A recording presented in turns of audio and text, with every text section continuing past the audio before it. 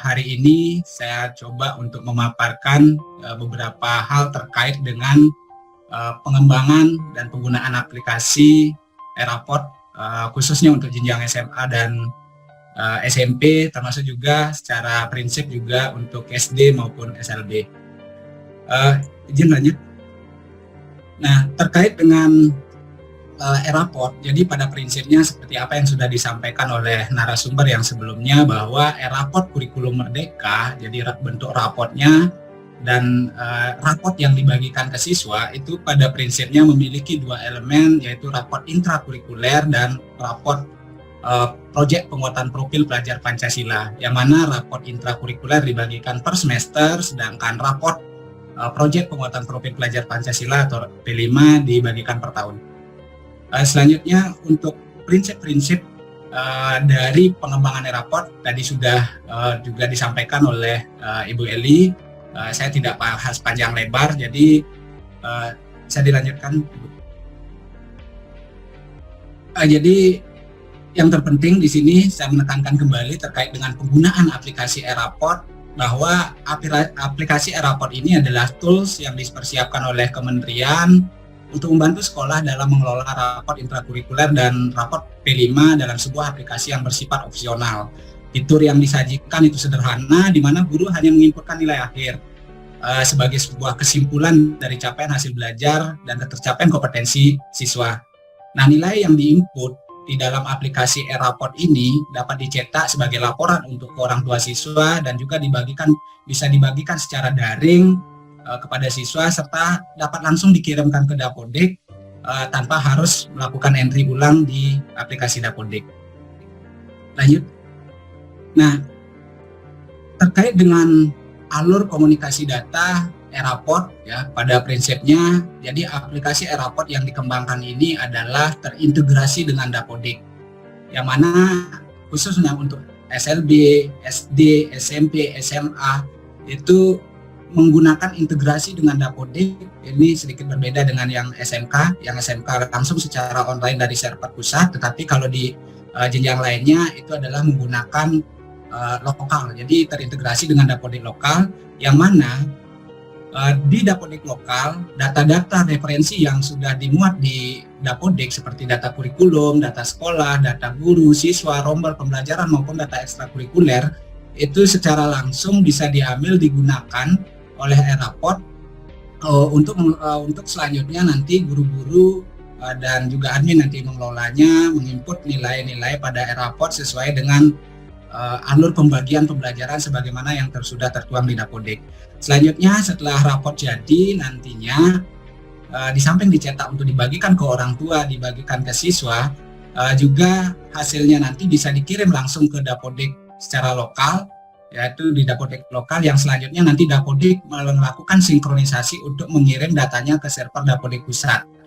Nah, data yang ada di Dapodik pusat ini selanjutnya dapat dimanfaatkan oleh instansi lain sesuai dengan rule yang berlaku.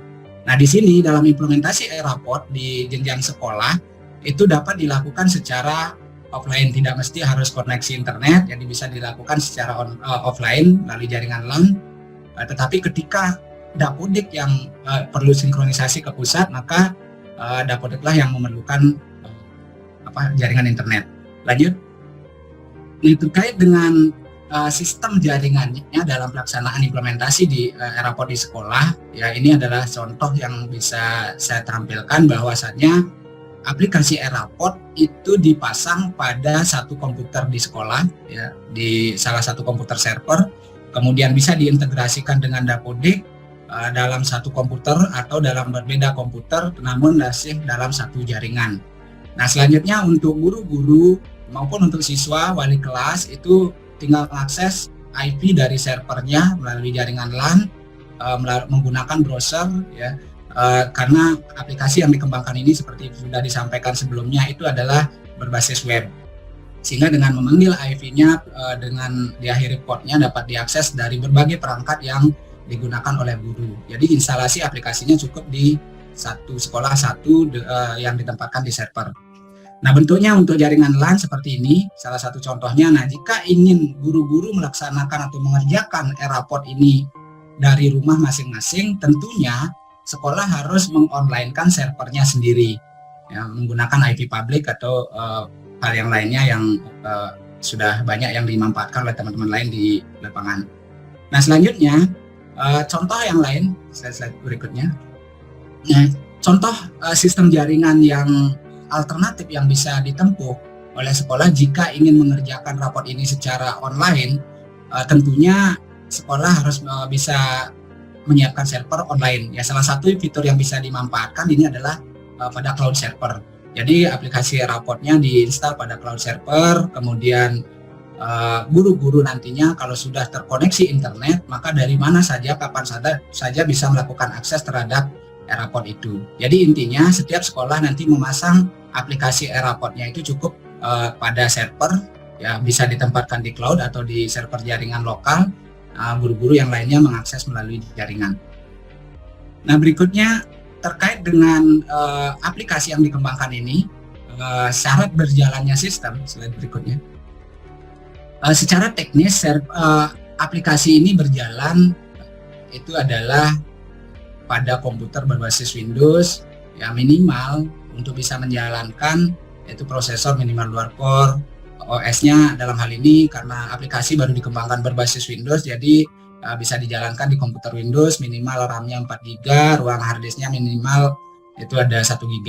Nah, sementara dari sisi persiapan proses instalasi itu tentunya sama halnya seperti proses instalasi pada umumnya pada Dapodik misalnya, itu silakan nanti sekolah persiapkan salah satu komputer yang dimanfaatkan sebagai server, kemudian prosesnya nanti untuk di dalam jaringan tentunya menonaktifkan firewall, dan tentunya juga nanti ketika proses instalasi bisa dinonaktifkan dulu antivirus yang terpasang.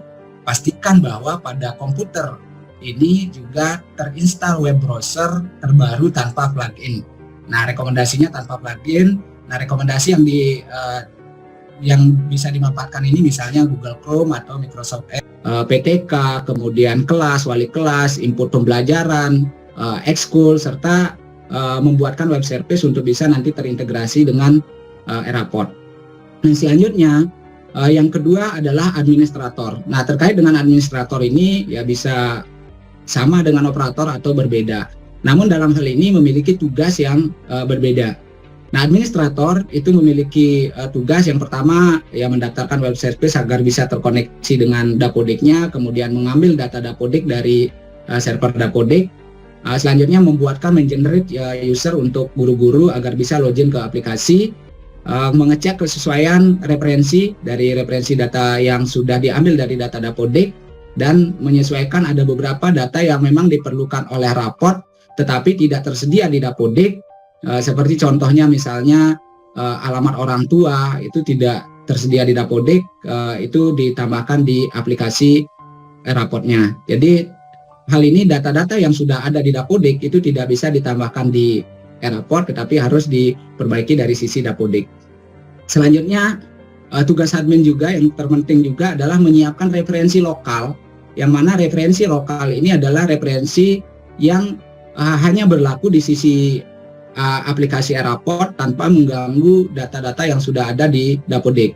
Misalnya mapping mata pelajaran, mapping mapel raport, artinya nanti membuat urutan mata pelajaran yang akan ditampilkan di raport serta menyesuaikan nama-nama mata pelajaran agar tampil di raport sesuai. Nah, seperti contohnya misalnya di Dapodik nama mata pelajarannya masih ada matematika umum itu, tetapi mata pelajaran yang tampil di raport adalah matematika, sehingga perlu disesuaikan di tampilan raportnya melalui mapping mapel. Nah, selain itu juga seperti yang sudah disinggung sebelumnya bahwa di raport itu di halaman depan khususnya di bagian pelengkap itu disediakan ada fitur untuk logo, baik logo Pemda maupun logo sekolah nanti bisa diganti melalui fitur ini, yang mana fitur referensi lokal ini hanya berlaku di sisi lokal untuk raport saja.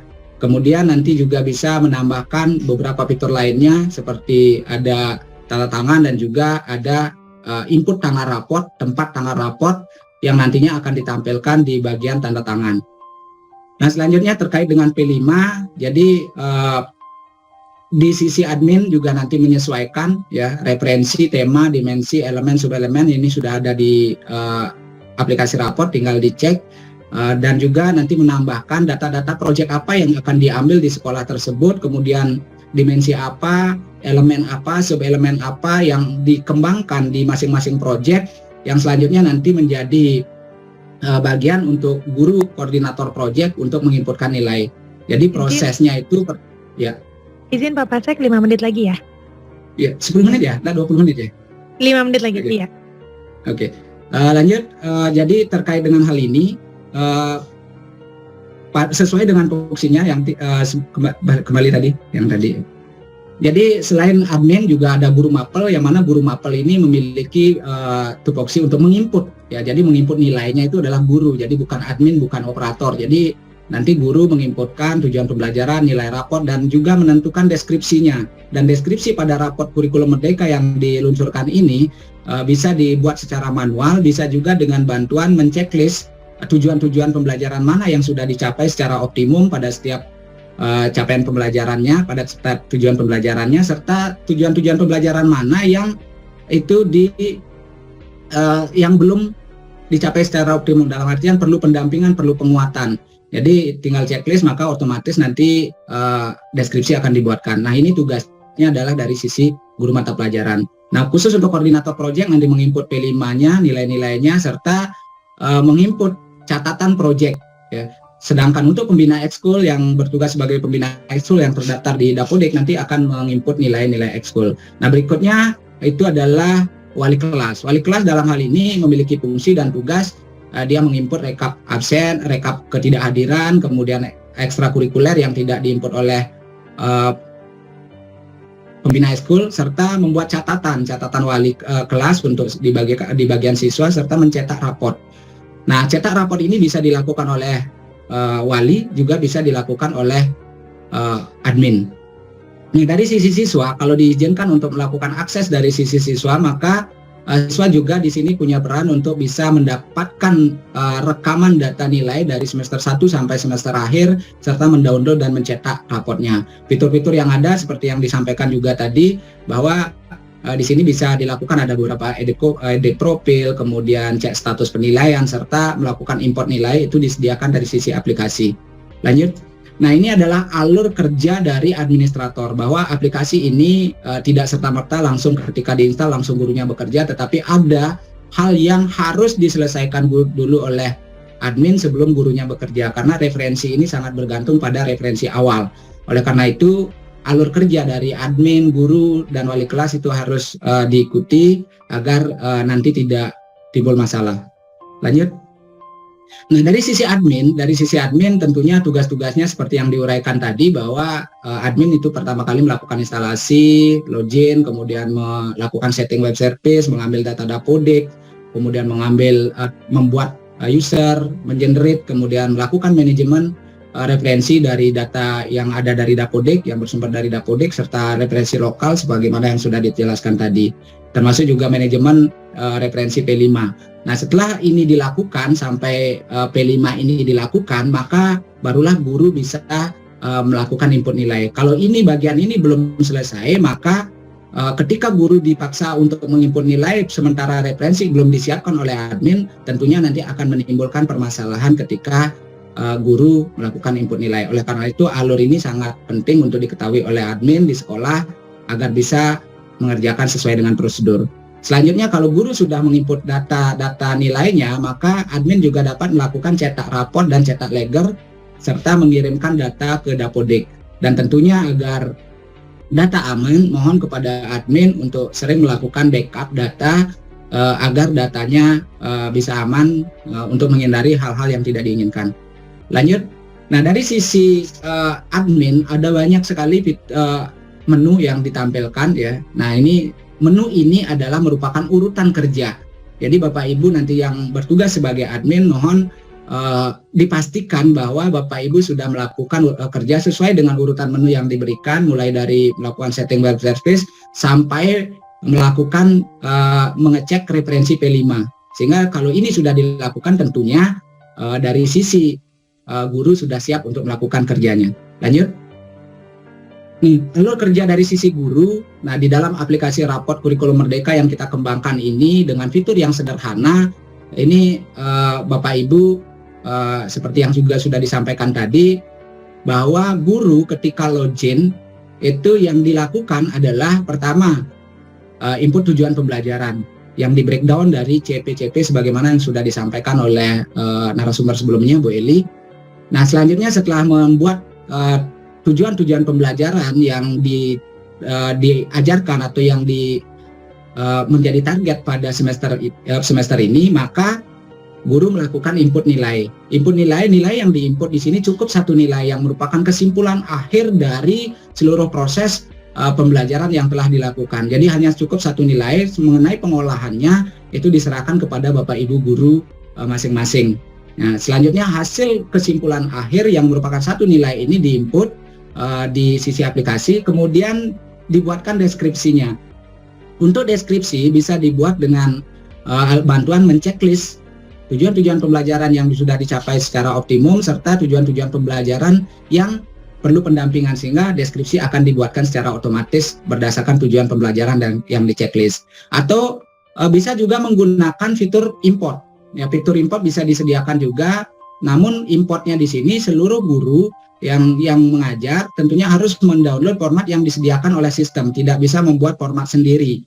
Jadi diambil formatnya, diisi nilainya, kemudian diisi deskripsinya. Namun deskripsi yang di format import ini adalah manual, deskripsinya dibuat berdasarkan rangkuman deskripsi yang sudah Bapak Ibu dapatkan dari sebuah proses pembelajaran. Selanjutnya nilainya di-upload, diimport pada aplikasi. Nah, setelah itu Bapak Ibu guru bisa mengecek status penilaian, kemudian wali nanti akan bisa mendapatkan nilainya untuk dicetak menjadi raport. Khusus untuk pembina ekskul bisa menginput nilai ekskulnya, sedangkan koordinator proyek P5 nanti menginput nilai proyeknya. Lanjut. Nah, dari sisi wali kelas nanti untuk guru-guru yang bertugas sebagai wali kelas, maka dia akan mendapatkan fitur menu langsung sebagai wali kelas yang sudah dibuatkan dalam satu frame di bawahnya, menu wali kelas. Nah, untuk wali kelas tugasnya nanti ketika guru sebagai wali kelas, nanti menu ini akan menggambarkan juga alur di mana wali kelas bisa mengecek, melakukan update terhadap data siswa, terutama data siswa yang tidak ada tersedia di Dapodik untuk bisa dibantu untuk di-update. Kemudian input rekap absensi, input ekstrakurikuler, input kenaikan kelas, input catatan wali kelas, cek status penilaian ini bisa dilakukan oleh wali kelas. Kemudian mengecek capaian nilai raport siswa dari semester awal sampai semester akhir, serta cetak, leger, dan raport. Baik raport intrakurikuler maupun raport proyek itu dicetak oleh wali kelas. Hanya saja untuk raport proyek itu dicetaknya di akhir tahun, sedangkan raport intra itu di akhir semester. Nah, terkait dengan tampilannya, ya seperti tadi juga sudah disampaikan, lanjut ya. Jadi ini adalah bentuk-bentuknya sebagaimana yang sudah dibuat di aplikasi raport sesuai dengan PPA, bahwa bentuk raportnya seperti ini. Lanjut slide-nya. Ini adalah bagian raport intrakurikuler, bentuknya seperti ini, seperti juga sudah disampaikan tadi contohnya, dan raport project juga slide berikutnya. Ya, jadi ini adalah bentuk raport projectnya. Ya, slide-nya dilanjutkan.